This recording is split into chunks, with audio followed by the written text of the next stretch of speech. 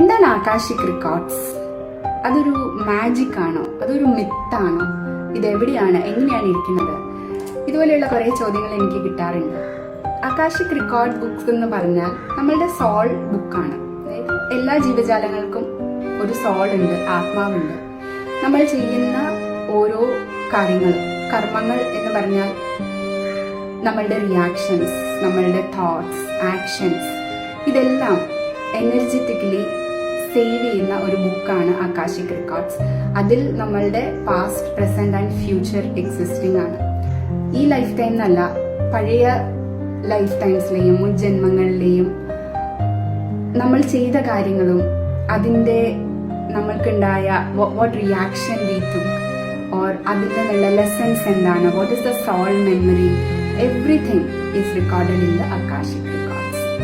And this book exist in a different dimension. നമ്മളുടെ ഭൂമി എന്ന് പറയുന്നത് 3rd ഡയമെൻഷണൽ സ്പേസ് ആണ്.